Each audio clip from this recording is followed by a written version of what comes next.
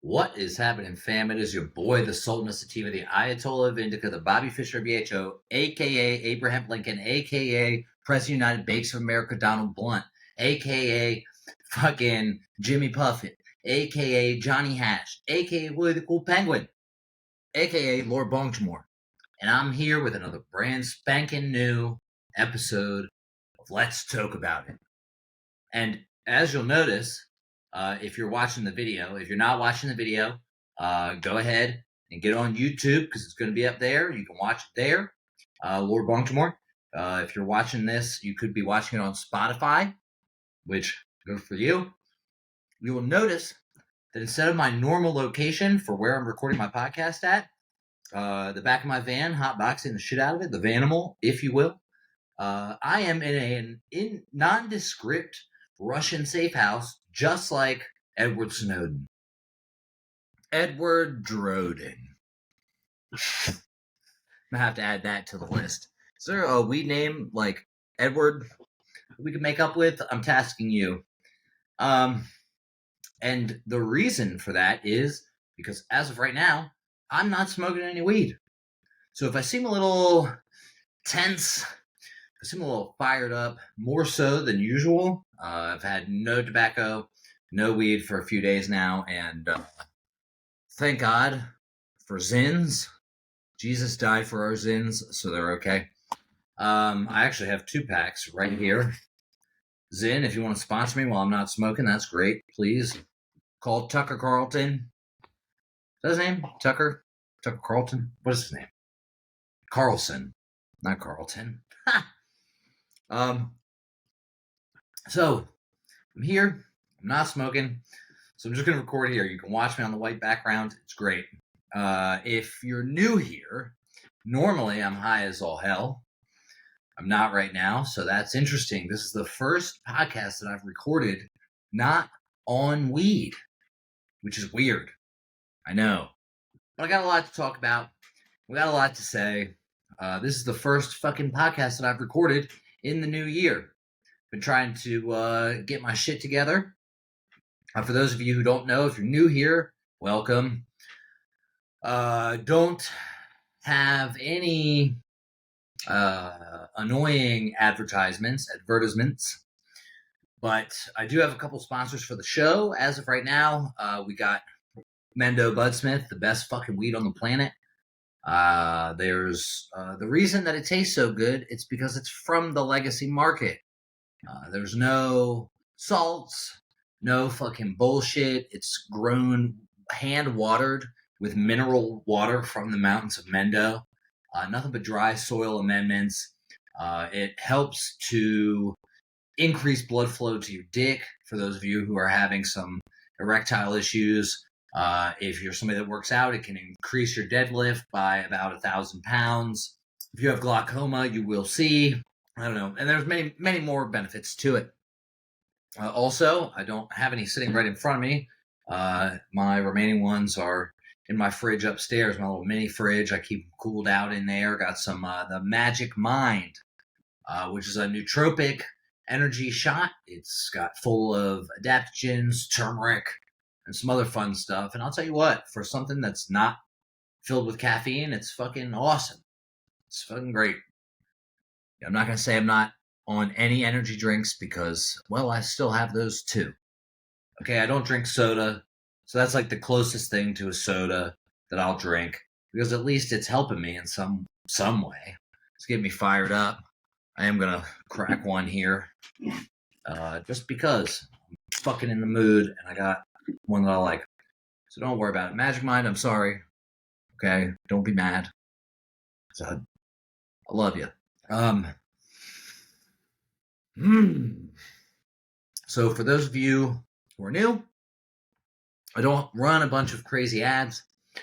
I would really fucking appreciate it since for years now, literally since 2020, I remember the date when it happened. It was like April fucking something. Okay, so I lied. I don't remember the actual date, which is fine.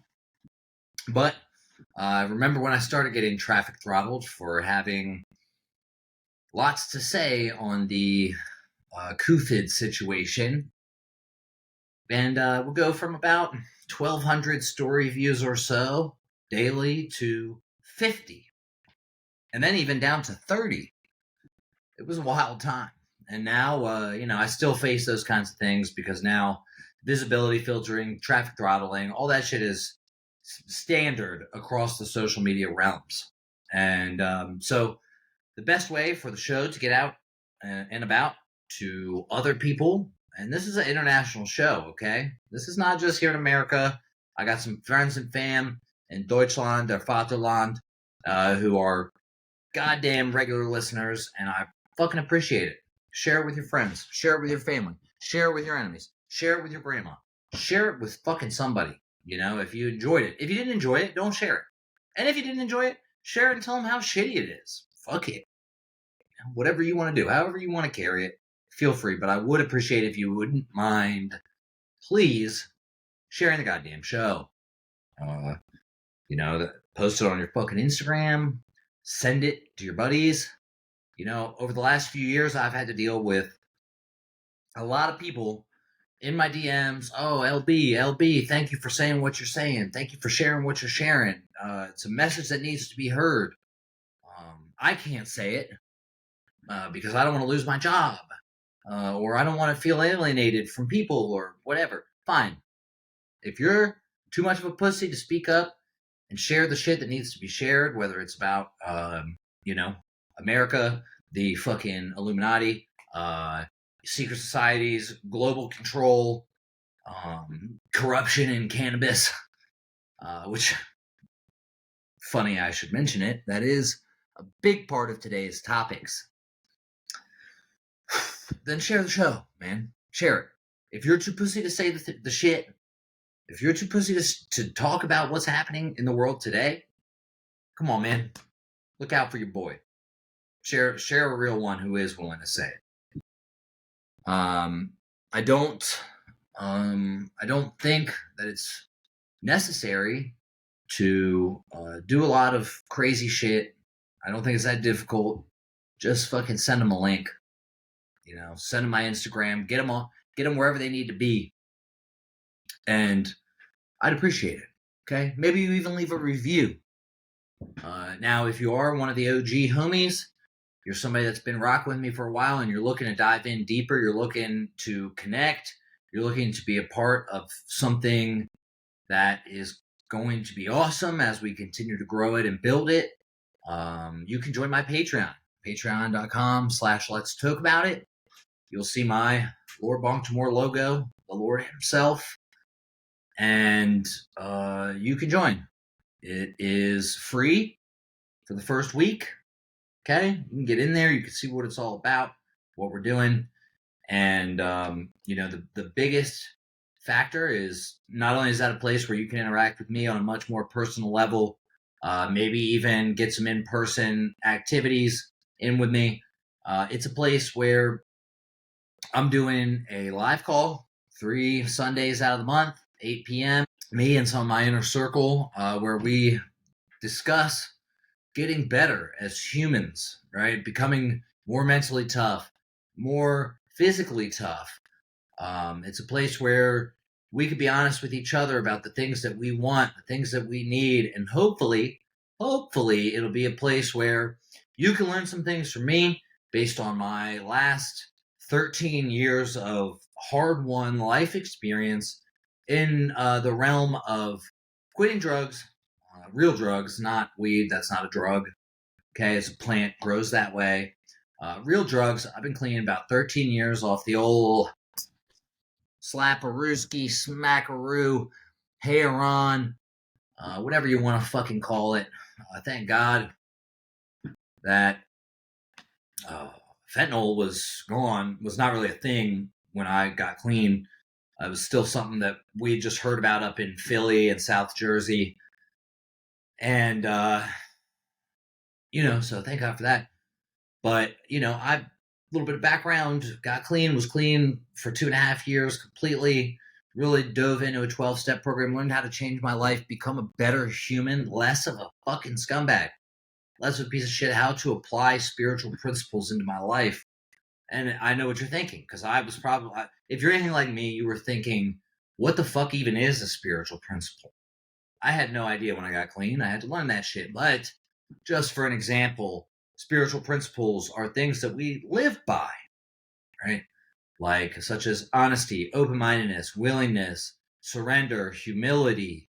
Um, there's a shit ton of them. Those are the ones that are coming to the top of my head right now, which, as you know, as I've described, my head is not quite working in the same functional manner that it normally would, as I have had 0 THC in my system. So, the Inner Circle on Patreon is we've done a few now, and they've been great, man. It's a place where people are getting gut level honest about where they are, who they are, what it is that they're trying to accomplish.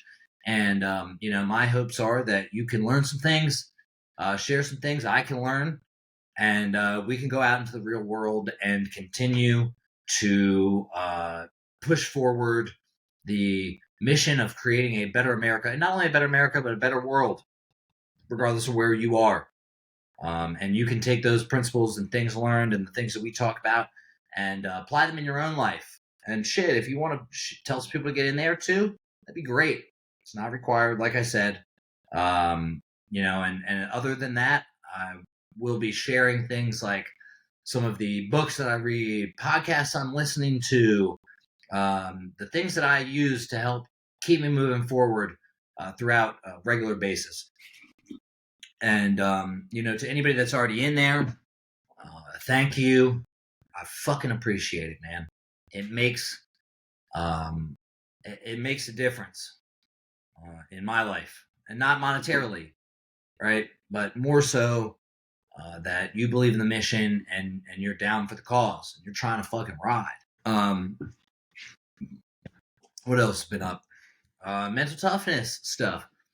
I finished phase 3 of the Live Hard program. Finished it January 1st, my last day. 30 days of ridiculousness. Okay, there's like an ungodly amount of pressure. If you've been listening for a while, you know that the Live Hard program has been an important part of my process over the last 3 years, since 2020. Which, if you're unfamiliar with the Live Hard program, you can go listen to episode number 208 of the Real AF podcast. Andy Frisella, the guy who created it, gives you a full breakdown on how 75 Hard works, which is the foundational part of the whole Live Hard program, which is a program you do over the course of a year. It's not the whole year, but it is about roughly 6 months out of the year. Phase 3 is tough. It's done in the last 30 days from the 1-year anniversary of when you started 75 Hard. And there is no failing and restarting. As I said, it's done the last 30 days. So if you fail, you fail, which adds like a different level of pressure.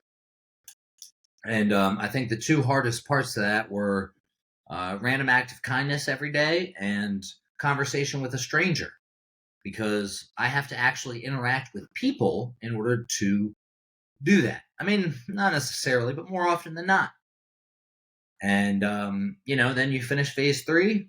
If you're a fucking, hard body fucking legend, and then guess what? You kick right back into 75 Hard and get started for the next year. And if you're wondering why you do it over and over and over again, it's because mental toughness is a skill that, like any other muscle, atrophies.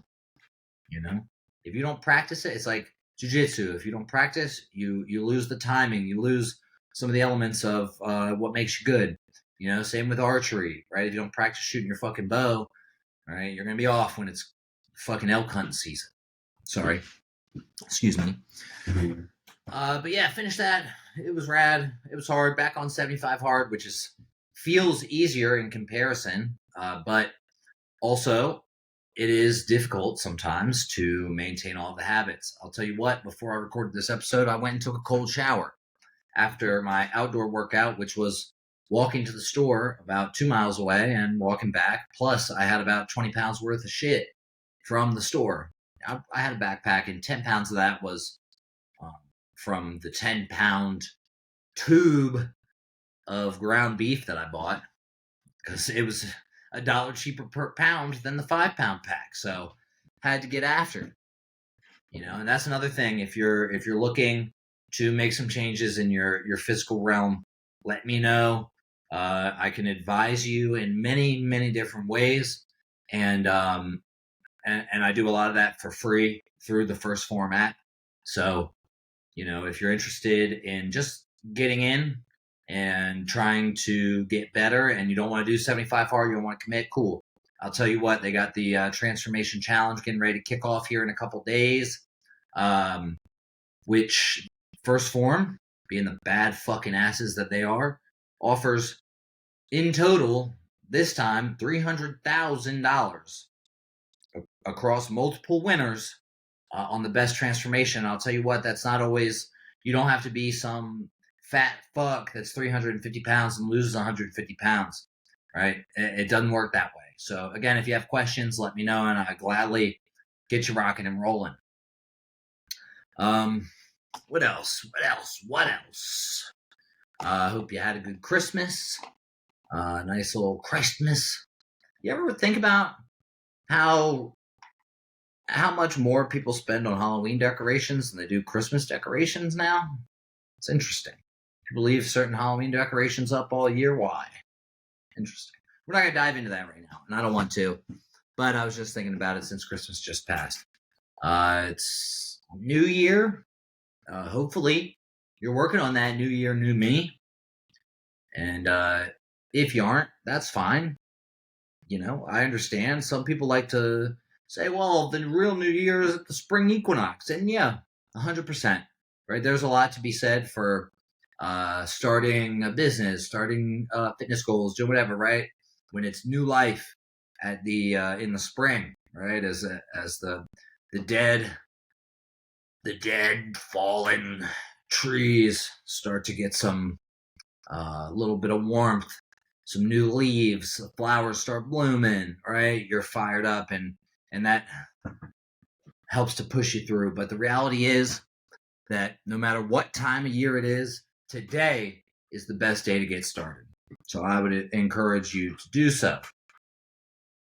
Let's dive right in, man. I got a lot I want to fucking talk about, and I kind of went down a little bit of a rabbit hole as I was doing some prep work for the show.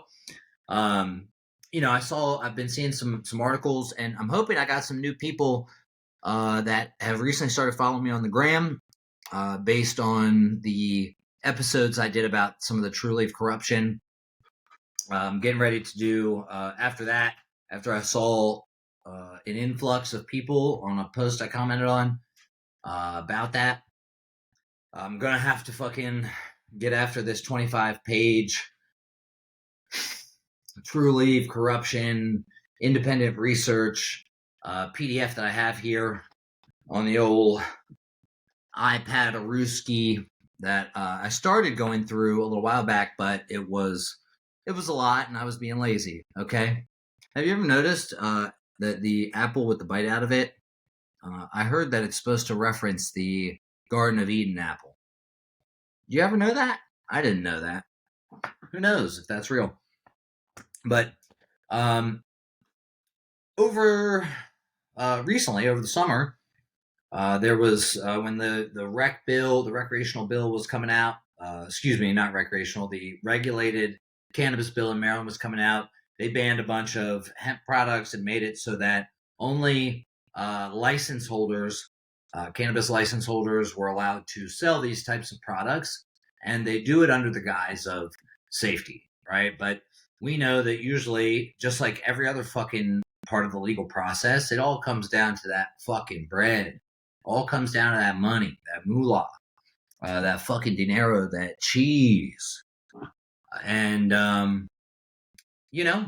the lobbyists and special interest groups that have the most bread are what make it happen. If you go through my House bill, whatever it was, episode talking about the Maryland rec bill and why you should vote no, there's over 2 hours of me breaking down that whole bill, talking about it and how the Maryland assistant to the Speaker of the House had a nonprofit whose sole purpose was to determine whether or not it was going to be good. And guess who the number one contributors were? Trulieve. That's right. Fuck Trulieve. But today we're going to talk about a couple other companies that suck ass and really are, contributing to the downfall of our culture and ultimately downfall of America. That's my opinion. That might seem extreme for some people, I know, but I'm at a point where I'm fucking fed up. Fucking fed up. Okay? And I know a lot of you are too. Okay? We got a lot going on. So look, I wanted to talk about a little bit about Ohio. Okay? We got Ohio Governor Mike DeWine. This motherfucker. I don't know if you've seen this slimy fuck. But and I don't know if you've seen it. I'm gonna go through this one. I'm gonna go through this article about how Ohio Governor Mike DeWine wants to ban intoxicating hemp after marijuana legalization, and this is right on Yahoo News. I haven't read all these articles. One of them I did, but after this one, I'm gonna let you know a little bit more about who Mike DeWine is and how just show you the type of guy that he is as a politician and how he's exactly the same as the people here in Maryland and fucking out in California and down in Florida. We're going to be bouncing around, up in Boston. These companies, these national MSOs are the same across the country, and if you don't know how it works, what they'll do is they'll come into a market, buy up a bunch of licenses, drop the cost. They don't care if they tank in that state for years even. And, but they'll do whatever they can to try to bring the price down, fucking do anything they can to push as many other companies out. And when they do that, then they will control as much of the market share as possible. I even had a guy right before I fucking recorded this shit talking about replying to a meme that I reposted. Like, hey, why don't you guys like Trulieve? They offer discounts to vets, and my uncle shops there, or my grandpa, whomever. And, they offer a 32% discount and this and that. And yes, that sounds great.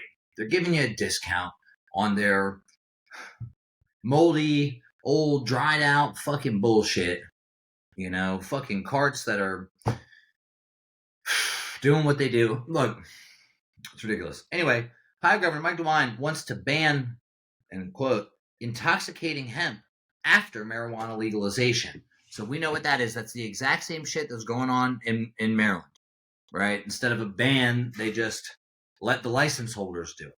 Which there was a point in Maryland when the Maryland Medical Cannabis Commission was not willing to let these companies sell hemp and CBD products. And myself, as a guy who has been in and around the legacy market, I've been a cannabis consumer since I was 13 years old. I'm 35 at this point, getting ready to go into my Wu-Tang year, right? 36, and I'm fucking entering the chamber, okay?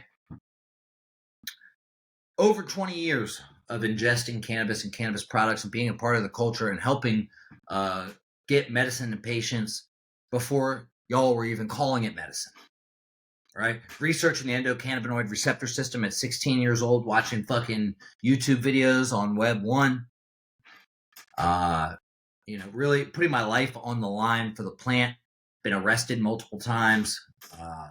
Had been a political prisoner. Even had laws changed after the fucking shit that I've been through.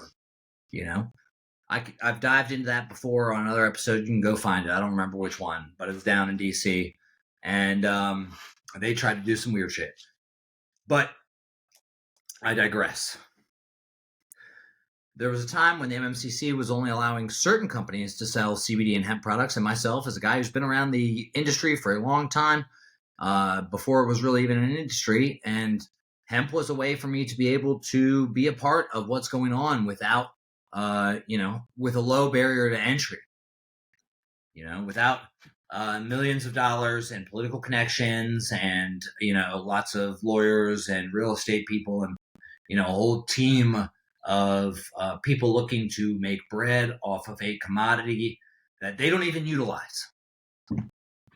you know? And in order to sell some products to some of these dispensaries to put on their shelves, there was some regulators in the commission that would see these CBD products and threaten to revoke the licenses of the dispensaries that were selling it.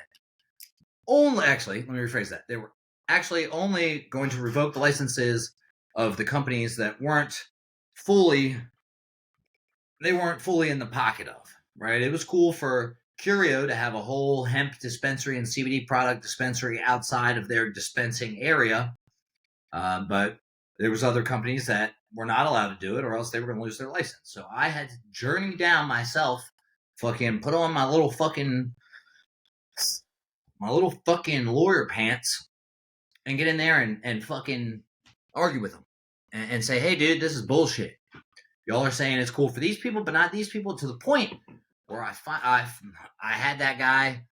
He was at wit's end. He didn't even know what to do with me, but he damn sure didn't want to talk to me. You know, I went to the MMCC itself, and it was like Rocco, you know, you can't fight City Hall. Well, I went to fucking City Hall and I won. And it's funny because these same motherfucking companies that have made tons of money off of me using their products, talking about them, are at this point unwilling to pay me that money. And to be honest, there's a lot of them that I wouldn't fuck with anyway. So we know they only cared about hemp and hemp products and any of the little workarounds and you know, legal. See, they don't like when you play it, right? It's no different than what happened with GameStop and AMC, right? And when you had all these fucking subreddits, we aren't institutional investors, right? So when all of us, we the people, band together and put our bread here and try and do this and make moves together as one, you know, you saw how that shit played out. They fucking halted it. They weren't letting people get their money. They weren't doing anything, right? Just like with this hemp shit, they don't give a fuck until it starts affecting their pockets. And we saw during the pandemic that lots of people were fucking spending that extra bread, those extra unemployments, you know, the stimmies, and they were spending them with the fucking guy down the road at the hemp shop rather than fucking going there.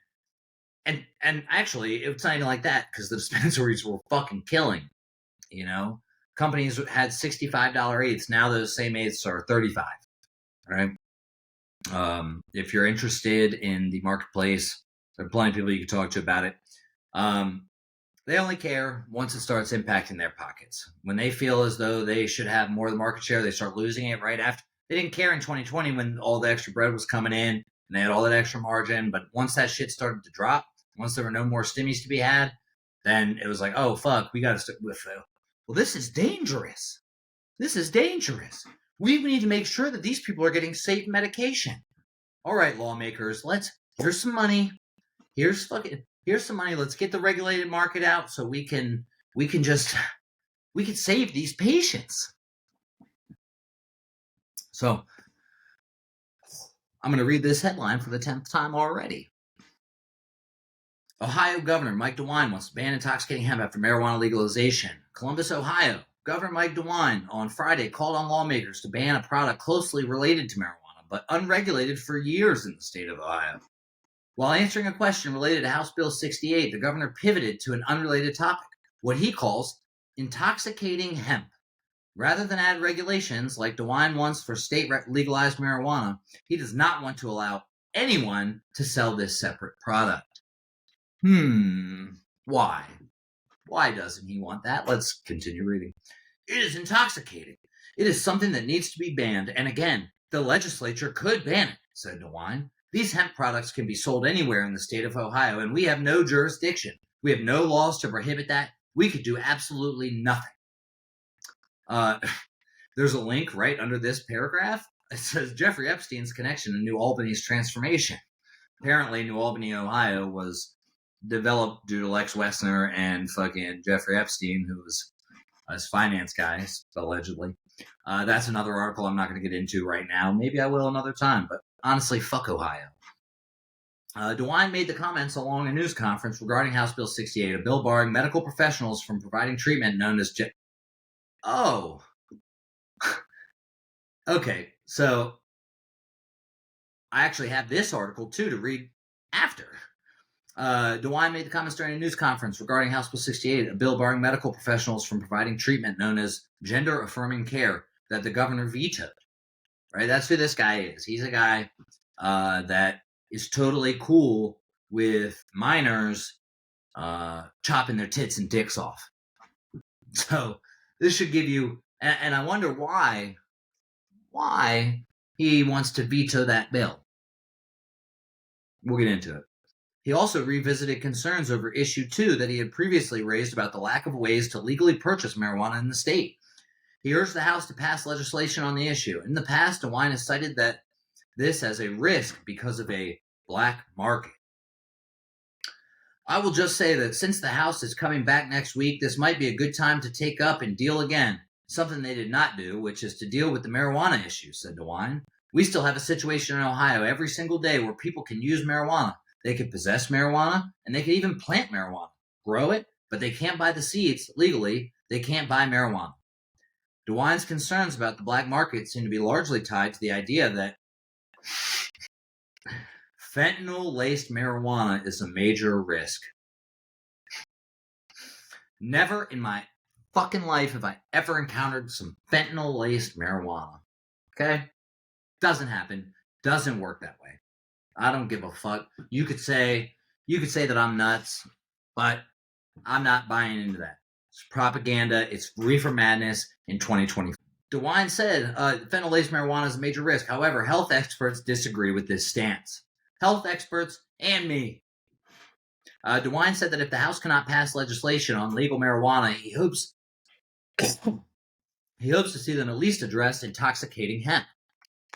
Well, if we can't get the legislation on marijuana, we might as well ban other fucking cannabis-related products. At the very least, if they can't do that, I'd hope they could deal with something that is very real across the state of Ohio. It's very real. I'm gonna repeat that. At the very least, if they can't do that, I would hope they can deal with something that is very real across the state. Because what he's saying is that if they can't address the issue of fentanyl-laced marijuana on the black market, which is some shit that lobbyists, fucking propaganda that lobbyists punch out to prevent regular people from being able to get fucking weed, let's deal with something that is real. Because fentanyl-laced marijuana is not fucking real. That's the implication. Let's deal with something that is real since we can't deal with the one that's not real. And that is intoxicating hemp, said DeWine. I can take you, if you drive from here to the governor's residence, we could take you to a place right there where kids 12, 13, 14, any age can walk in and buy it. False. Okay? No fucking guy that owns a smoke shop is selling fucking hemp anything to anyone under 18. Okay? That shit ain't changed, man. Stop it. Intoxicating hemp refers to inhalable or ingestible consumer goods that have a high inducing active ingredient derived or processed from hemp.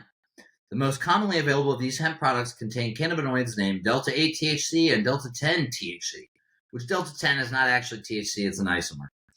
These hemp cannabinoids are variants of Delta-9 THC, which is the primary intoxicating chemical in regulated marijuana. Due to containing less than 0.3% THC, these products are legal, but can cause a high similar to those caused by illegal marijuana. And again, there's a link underneath this paragraph that says, naked burglar takes shower, listens to music in a home near Ohio State, police say. What the fuck does that even have to do with anything? DeWine referred to these products as hallucinogenic, a term typically refers to psychedelic drugs such as LSD and psilocybin. I never smoked any Delta-8 and felt like it was fucking hallucinogenic. Okay? Supposedly, is it THCA? No, not THCA. THCP? Supposedly, it's like 1,000 times stronger than regular THC. I don't know. I've heard that can be psychedelic. The guy I was going to get some from his hemp shop got fucking nixed. State Senator Stephen Huffman is currently drafting a bill separate from marijuana legislation to address intoxicating hemp, according to DeWine.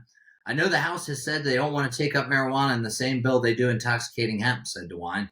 So what Senator Huffman has started to do, and I just want to congratulate him and thank him for that, he's now drafting a separate bill. The governor emphasized that in order to protect children, he believes action should be taken to take aim at intoxicating hemp. If we want to talk about protecting kids, dealing with intoxicating hemp is something we need to deal with. So this motherfucker is all good with protecting kids when it comes to psychedelic hemp, which is sounds stupid as fuck even just coming out of my mouth. But he's all good with these same kids, 14, 15, 16, chopping off their dicks, chopping off their tits, removing their uterus. Come on, man. Come on, man. Let me see real quick. I'm going to get you in. I'm going to just go ahead since I already had it up anyway. You know, a little article from the old Daily Wire. Mike DeWine defends vetoing ban on gender procedures for minors. He defends vetoing. Vance slams him. J.D. Vance slams him for his reasoning. I don't know who J.D. Vance is. Oh, he's a senator. Senator J.D. Vance, Republican, Ohio, blasted Governor Mike DeWine, Republican, Ohio, Friday after the governor defended his veto of a bill that would ban gender procedures on minors and prevent boys from competing in girls' sports. The bill, HB 68, vetoed by DeWine on Friday, would ban transgender procedures on minors, such as double mastectomies on girls who identify as boys and other genital procedures for children with gender dysphoria. It would also prohibit biological boys from competing in girls' sports across the state. DeWine said at a press conference following his decision to veto the legislation that if the bill were to become law, the government would be encroaching on parents' rights.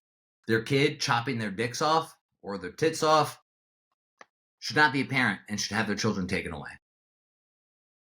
Simple. You know, it's these fucking people who want to have fucking some social clout in their little fucking crew on who can out fucking progressive each other and fucking be like, I have a trans kid. No, you fucking don't. You fuck. Ultimately, I believe this is about protecting human life. He's trying to protect them. DeWine said, many parents have told me that their child would not have survived, would be dead today if they did not receive the treatment they received from one of Ohio's children's hospitals. I've also been told by those who are now grown adults that, but for this care, they would have taken their life when they were teenagers. Oh, word? Oh, word? You know? How often is it that teenage kids threaten fucking suicide over stupid ass shit? A lot. Myself included. I was a teenager who attempted suicide at 17. I mean, not because I couldn't chop my dick off. I love that fucking thing. But for my own reasons. You know. Which, you know, he's not. I'm sure he hasn't talked to any detransitioners who the majority of regret doing this because it's like, oh, I was force-fed a bunch of propaganda and some doctors who stood to make a lot of money fucking from the psychiatrist who prescribes me medication and is getting kickbacks from the pharmaceutical industry for prescribing those medications to the plastic surgeons who are getting paid big fucking bucks to do the procedures of chopping dicks and tits off. The hospitals, this is a multi-billion-dollar industry. Okay? So, like, understand that this isn't about the suicide of children. This isn't about kids fucking not getting gender affirming care. You want to affirm their fucking gender? Tell them, look, motherfucker, Tommy, you're a boy, dude. Okay? I know things are hard right now. We live in a weird world. But you're not a girl. Okay? Simple. And look, I don't give a fuck. Dude, if you're a dude that wants to walk around dressed in women's clothing, tranny's been around forever, dude. It's not new. Nobody gave a fuck before. Nobody gave a fuck. You know, you see a guy walking down the street with a fucking wig on and a dress. Shit, you go to fucking Charles Street in Baltimore City where they painted Black Trans Lives Matter on the ground, right?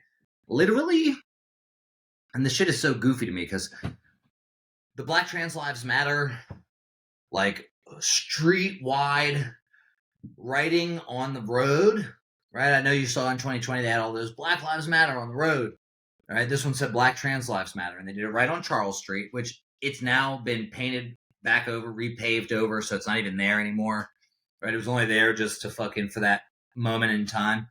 But that's the exact same block where they painted it. That's the exact same block where the trannies fucking trick at. So if you ever, which is right around the corner from my old shop, where we had intoxicating hemp products. So like you walk down there, there's this one dude who's like 6'5", 300 pounds, wearing a fucking phony ass wig, trying to fucking suck your dick. Nobody cares. It's just like, no thanks, dude, and you keep moving. And nobody cares, right? We only care because we don't want to be in a position where our children have to even think about chopping their dicks off. Okay? I mean, ultimately, I believe this is about protecting human life, DeWine said. Many parents told me, blah, blah. Were House Bill 68 to become law, Ohio would be saying that the state, that the government knows better what is medically best for their child than the two people who love that child the most, the parents, DeWine added. Therefore, I cannot sign this bill as it is currently written. You're cool with someone who can't buy a pack of cigarettes, who's not old enough to join the military, who's not old enough to buy a house, who's fucking not old enough to go to a strip club, who's not old enough to fucking buy booze. You're good with that. You're good with them. It's okay for them to chop their dicks off, but it's not okay for them to go to a strip club and see some tits. You're cool with them chopping their tits off, but not cool with them going to the bar and being able to fucking get a drink. Shit. You're cool with them chopping their dicks and tits off and not getting intoxicating hemp. The world that we live in, man. Vance slammed DeWine's reasoning, saying the governor pointing to parents' rights to make medical decisions for their children is simply using a slogan to defend his veto. And goddamn it, Vance is right, because you know what? I had this conversation with old fucking District Panda, who I don't know if you've seen. He's fully embraced his two-spirited side, which is great. But one time him and I, a couple years ago, were having this conversation, and he was like, I hope that one of your kids isn't trans one day, and if they are, that you will be loving and supportive of them, and that they don't kill themselves. Like, fuck you. Fuck you. You know what I'm going to do if one of my kids comes home and tries to, like, be a part of this social contagion where they want to tell me that they're trans? You know what I'm going to do? I'm going to tell them I'm trans, too. I'm going to fucking put on some makeup. I'm going to go get a dress. I'm going to fucking get a wig. And I'm going to go drop them off at school. Fucking trans out. You know? Embarrass the fuck out of them. You tell me what parent is... Like, no kid wants to do any of the shit that their parents do. Their parents are fucking not cool. And as cool as I am, I fully believe that that'd be a good plan to work out. I'll let you know many years down the road if any of my kids try and do that. Excuse me. This is a slogan, not a justification. There are many things the law rightfully says no one, including parents, may do to children. Vance wrote on X. This slogan also ignores the extraordinary pressure from internet groups, interest groups, and big pharma to greenlight poorly understood, irreversible procedures. I'm extremely disappointed in the governor's decision and hope it is overridden. Yeah, these are fucking irreversible. I don't know about you, but I'm pretty attached to my dick. We don't know how this shit works. We don't know. They're like, puberty blockers, it's fine. Let them make a decision down the road. No. Okay? It's not. The puberty blockers they give your kids are the same drugs they give people to chemically castrate them. Okay? If you're not aware. Look it up. Okay? House Bill 68 passed mostly along party lines on December 13, with the Ohio House voting 62 to 27, and the Ohio Senate voting 24 to 8 to approve the legislation. But after issuing his veto on Friday, DeWine said he was concerned about the legal implications of signing 68 into law. The veto can be overridden by a 3/5 vote in the Ohio General Assembly, which is controlled by a Republican supermajority. Following his veto, DeWine was also criticized by Ohio native and Republican presidential candidate Vivek Ramaswamy, who, as well as a detransitioner, Chloe Cole. Okay, the detransitioners are talking. Let's fucking go. Who has spoken out about the dangers of gender procedures. There are two genders. Boys shouldn't compete with girls in girls' sports. Kids shouldn't be subjected to genital mutilation and chemical castration when they suffer mental health lapses. Shame on Ohio Governor Mike DeWine for his failure, Ramaswamy said. Governor DeWine's political career is over. What a way to go out. Paid off by the medical lobby, which is insanely powerful in Ohio. Yeah. Oh, that's right. I forgot to mention DeWine was paid over $40,000 by special interest groups. 40 grand, said Cole. Remember him for his desire to sterilize and mutilate children. Rest in peace to Mike DeWine. Because fucking Vivek and Vance gave him the business. You know? So that's who Mike DeWine is. Mike DeWine is no different than any of these other fucking legislators. Okay? None of these fucking people. Right? It's the shit that happens at the major level, the national executive and judicial and legislative branches, right? It happens on a small scale too in the local levels, right? People get fucking paid off and they vote based on who's paying them. They don't give a fuck. They don't give a fuck about you. They don't give a fuck about me. They don't give a fuck about any of our kids as much as they say so, right? That's the most common slogan with this. Well, the kids are going to kill themselves if they don't transition. Are they? How many? Right? Because it's about 85% or so that do after they have chemically castrated themselves or physically castrated themselves.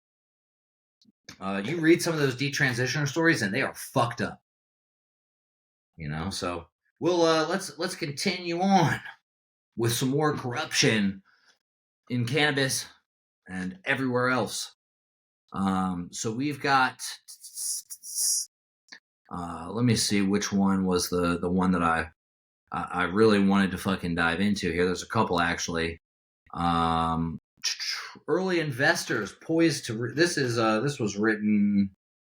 Does it say? No, it doesn't say. But what it is, it says early cannabis investors poised to reap massive rewards of growing institutional interest. Support for federal U.S. cannabis reform continues to build. Institutional investors are taking notice.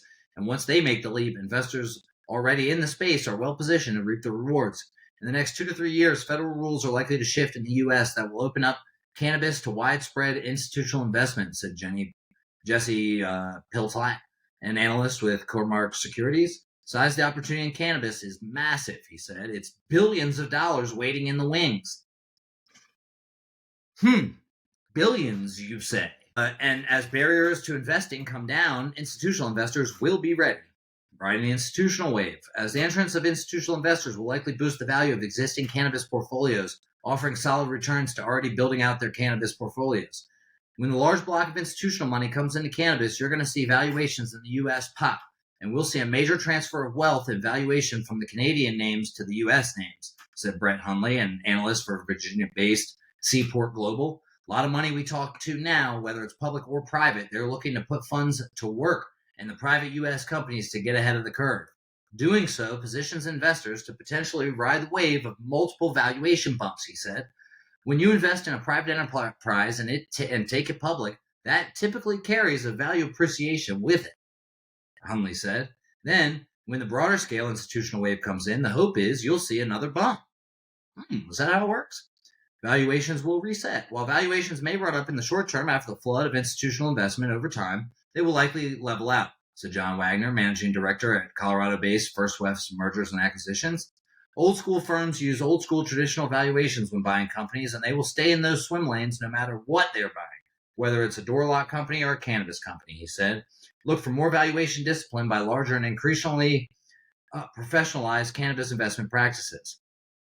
According to Paul Rosen, CEO of Tidal Royalty Group, a Vancouver, British Columbia-based investment group, Canadian investment banks that have been underwriting much of the cannabis activity in North America could be impacted.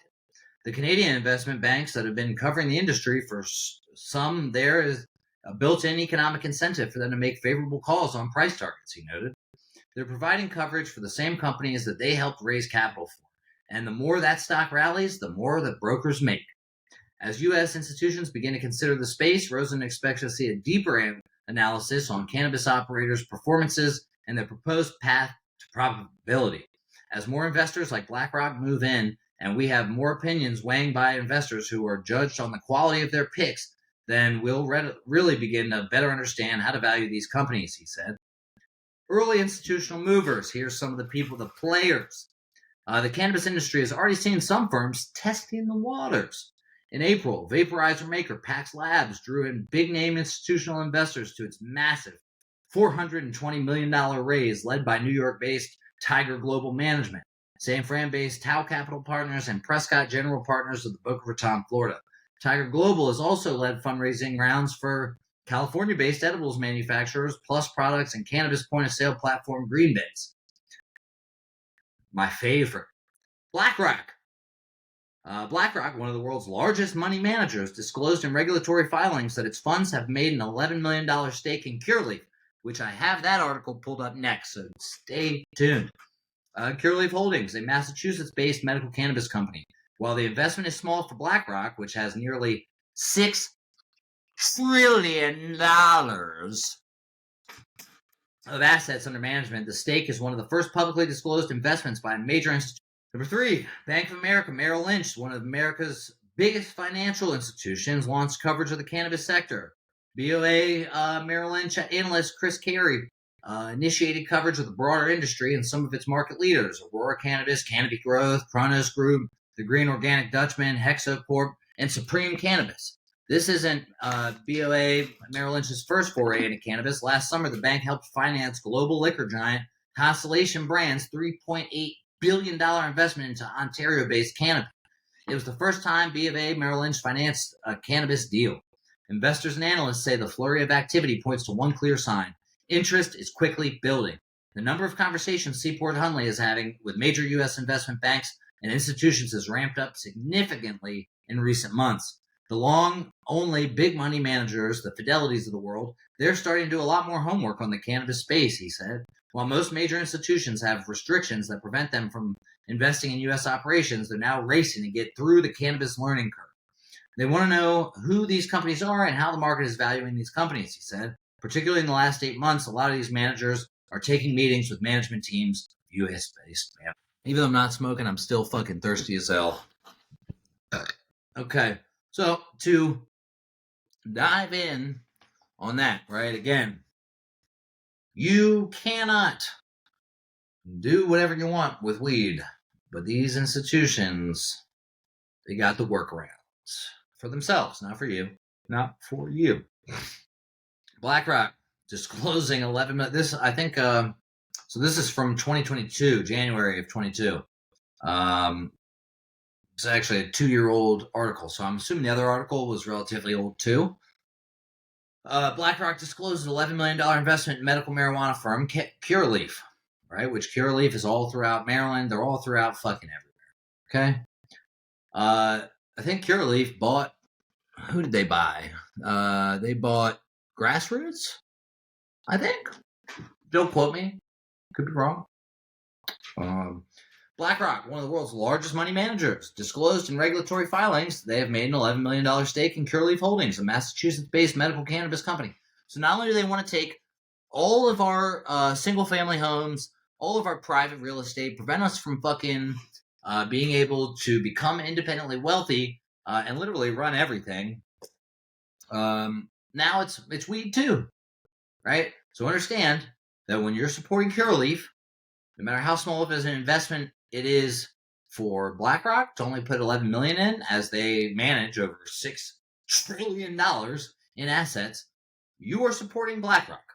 You are supporting the same company who thinks that you should own nothing and be happy, right? These people all follow the same fucking DI, the same fucking shit. That old Klausy and the boys at the WEF, they want to feed you the fucking crickets and the bug meat and they want you to stop fucking eating red meat because of cows farting, creating too much fucking greenhouse gases or methane or whatever, even though they take fucking private planes that will put more carbon into the air or fucking whatever than you could ever create in your life as an individual.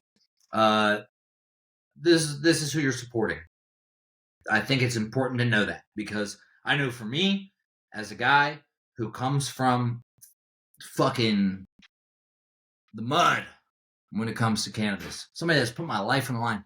Nobody at BlackRock has ever or will ever put their life on the line for cannabis. You know why? Because they will be allowed to legally do so whenever they please. While the investment is tiny for BlackRock, it's one of the first publicly disclosed investments by a major institutional investor in U.S. cannabis. Most institutional investors and banks have stayed on the sidelines for investing in cannabis businesses that touch the plant. John Brecker, a partner at New York-based cannabis venture fund Altitude Investment Management, told Bloomberg, the BlackRock investment makes it the large institutional investor in Curaleaf, according to Bloomberg. In filings with the U.S. Securities and Exchange Commission, 5 BlackRock funds reported holding Curaleaf stock. Bloomberg reported, topped by BlackRock Resources and Commodities Strategy Trust, which has about 1.1 million shares. Curaleaf announced plans Wednesday to sell hemp products. Here we are again.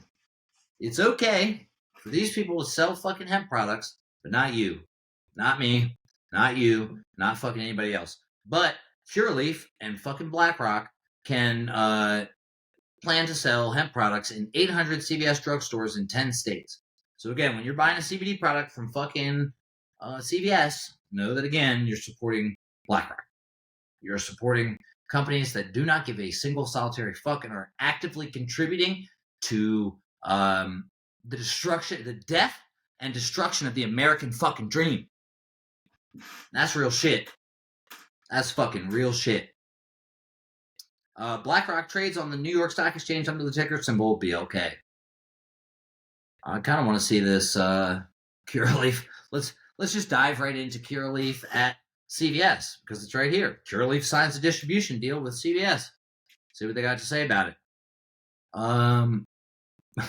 In parentheses, right under the headline, it says, for an analysis of this deal from an investment standpoint, sign up for our premium subscription service, Investor Intelligence. How can you also contribute to the fucking death of the American dream? Massachusetts-based Curaleaf inked a deal with CVS pharmacy chain to begin selling hemp products in 800 stores. Distribution deal was announced during Curaleaf's investor and analyst call to discuss its fourth quarter and full year earnings.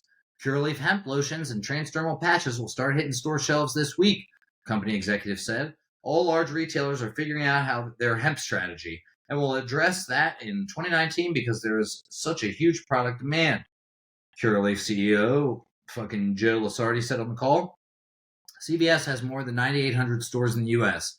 Fourth quarter revenue totaled $32 million, up from $6.3 million for the period a year earlier, while full-year sales nearly tripled year-over-year to $77 million. Net losses totaled $16.5 million for the fourth quarter and $61.8 million for the full year of 2018. Full-year net loss includes a $25.1 million one-time adjustment associated with the company's reverse takeover, which led to the start of trading on the Canadian Securities Exchange under the ticker symbol CURA. The company currently operates in 12 states with 42 dispensaries, 12 cultivation sites, and 11 processing sites. More information about fourth quarter and full year results can be found here. Curaleaf said this week that it plans to buy Nevada-based Acres Cannabis for $70 million in cash and stock. So, Curaleaf, leave that. What else do we got? I got a couple other things in regards to the corruption in cannabis. How could I forget this one? Let's just stay on the topic of Curaleaf. I won't even dive into TrueLeaf today, I guess. That'll be in the next episode. I think I'm gonna go through this one and then we'll call it. Okay. I know I've been reading a lot, but this is important, and I know that you guys like cannabis news as much as I do, and it's important. So this was put out the beginning of last year, January 30th, 2023. State looking into loans made to Curaleaf by Russian billionaires' companies. So Cannabis regulators in Connecticut said that they are looking into whether Curaleaf violated state law when the company and two of its largest shareholders accepted hundreds of millions of dollars in loans from companies owned by embattled Russian billionaire Roman Abramovich. I wonder if he's fucking related to, what's her name? Is it Maria Abramovich? Who's the one that does those fucking, like, the artist lady that is closely connected to Balenciaga and all these fucking weird rituals? Anyway, Roman Abramovich. Two of Abramovich's companies, Cetus Investments and Melia Stove Investment, pumped over $400 million into the pockets of Curaleaf and at least two of Curaleaf's top shareholders from 2017 to 2021, according to leaked financial documents. Wasn't it kind of a thing that they were like right at the beginning of this Ukraine-Russia situation? They were like taking yachts, so they were fucking taking oligarchs' yachts away and like trying to do all this shit and putting sanctions on these motherfuckers, right? That's what they're trying to do. They're trying to hide that bread, baby. Loans are generally permitted for cannabis operators as long as the individuals providing the loans are disclosed to the State Department of Consumer Protection and also meet the state's definition of a, quote, backer for the cannabis industry, according to the spokesperson, Caitlin Cressell. Quote, as with any allegation of an undisclosed financial interest, the department will review the allegations, she said in an emailed response. A spokesperson for Curaleaf responded after this article was published to say the company has complied with state standards. This is a quote, we have fully complied with all requirements regarding disclosure of our ownership and financing in the state of Connecticut and have a collaborative and transparent working relationship with CT regulators, Connecticut. Spokesperson said, there's nothing to hide and we are disappointed that the continued misguided narrative to malign the company continues among journalistic outlets, despite the absence of any evidence supporting these false and defamatory claims. Are they false and defamatory? Are they false? Because I just went through like 3 articles about Curaleaf and the fucking shit they're doing. You're getting money from Russian fucking oligarchs. You're getting money from fucking BlackRock.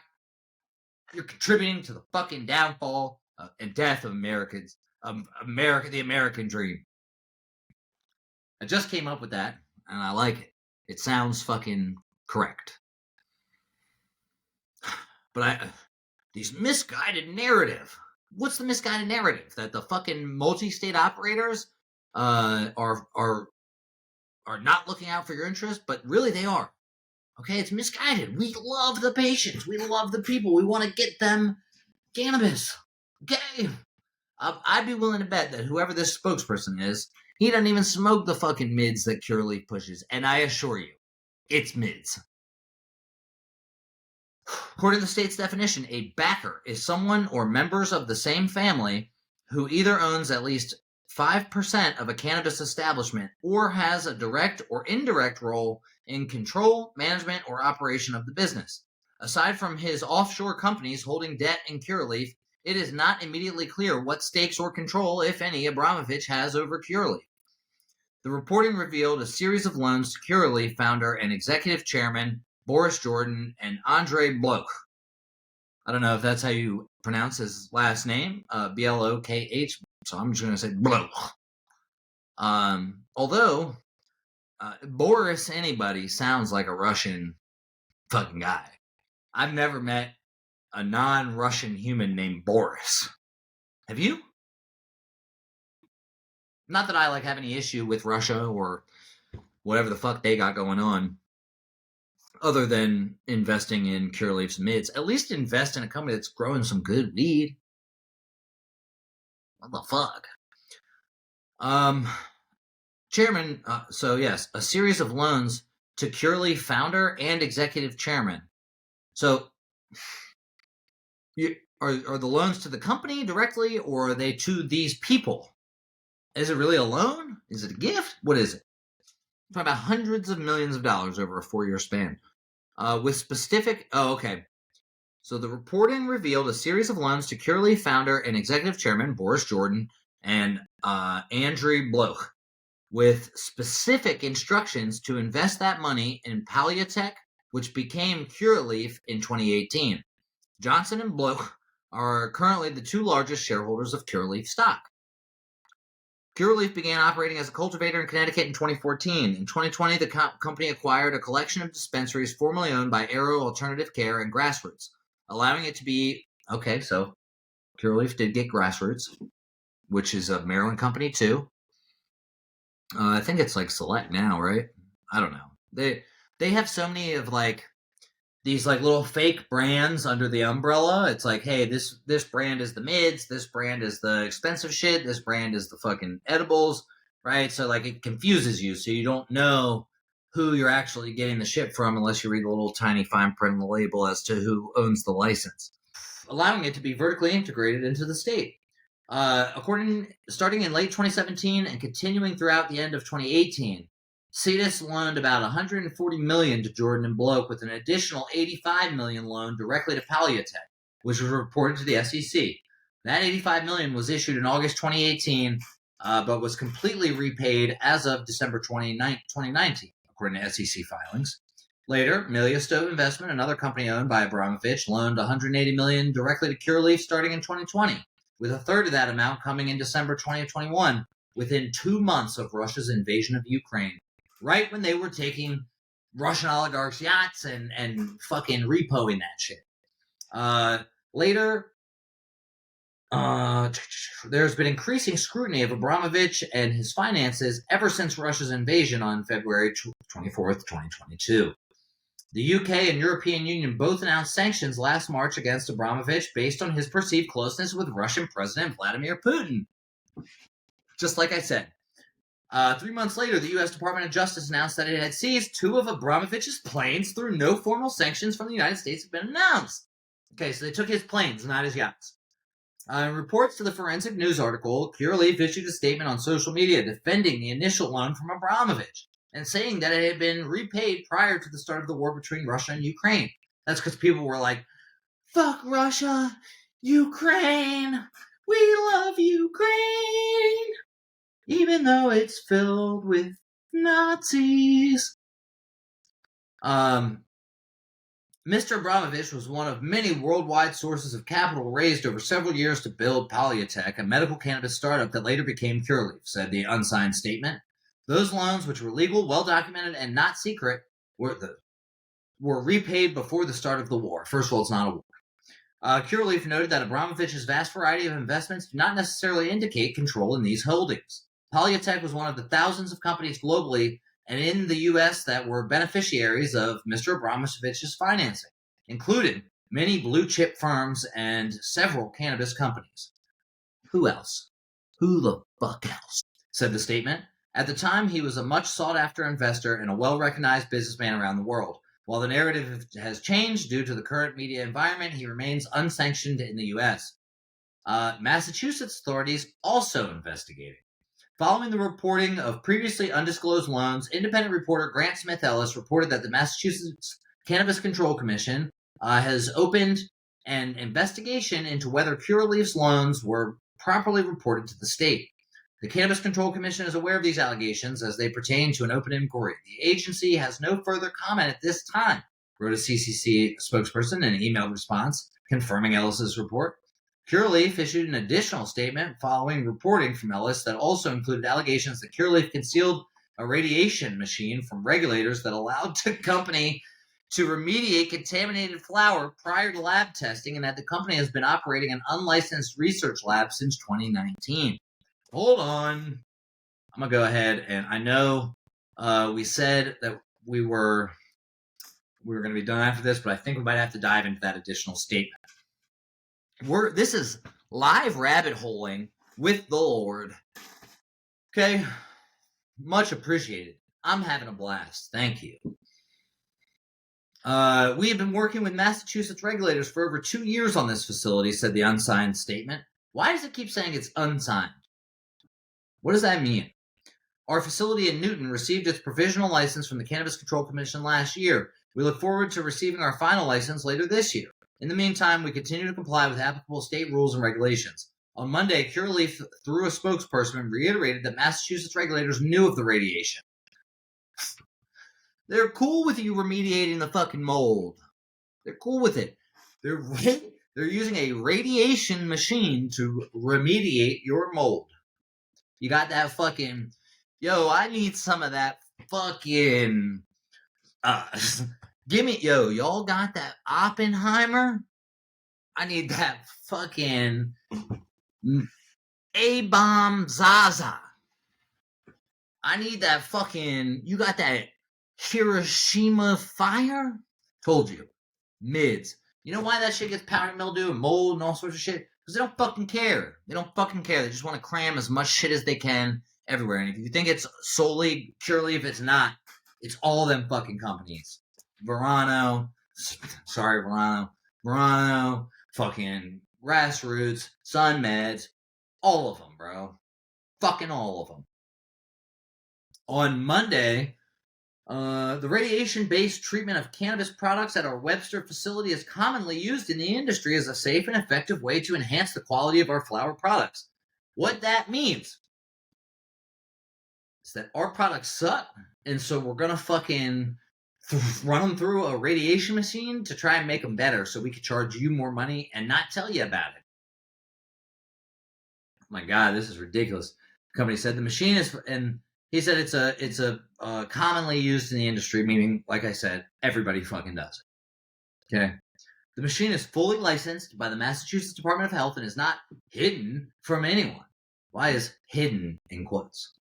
Our team members are trained on the manufacturer's standard policies and procedures to safely operate the machine. Curaleaf claimed that they had not yet been notified of any investigation from the state of Massachusetts. At the time, we have not been contacted by the CCC and are not aware of any investigations, said the statement. As always, if contacted by Massachusetts officials, we will fully cooperate and address any concerns promptly. The matter concerning Curaleaf's early creditors has been addressed repeatedly and stand by our original statement. Both confirmations from Massachusetts and Connecticut of concurrent investigations came after Curaleaf's initial denial. Let's see this additional statement. Okay, this is on Twitter. Please see our statement regarding Curaleaf and the Massachusetts CCC, the matter regarding Curaleaf's credit, blah, blah. About the article. Okay, statement from Curaleaf.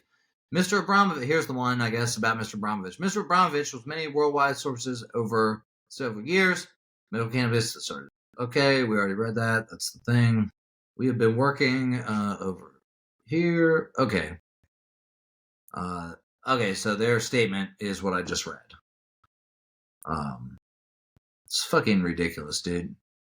As I said, these companies do not give a fuck. They don't care, man. They don't care about you. They don't care about what you're smoking, you know? So, like, when they're out here trying to tell you that this is about your safety, it's not. That's a lie. I'm going to be on my Maury shit. In the case of Polytech that became Curaleaf Cannabis, you said that your company was not pushing mids.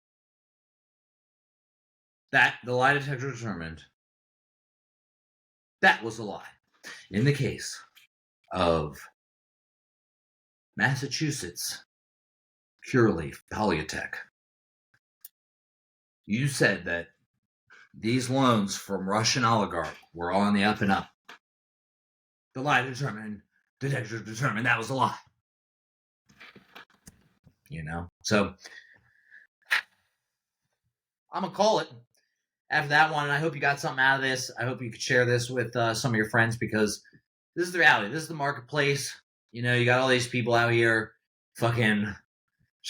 You see these influencers, right? And I say influencers with quotations, and what I mean with that is that they're not influential.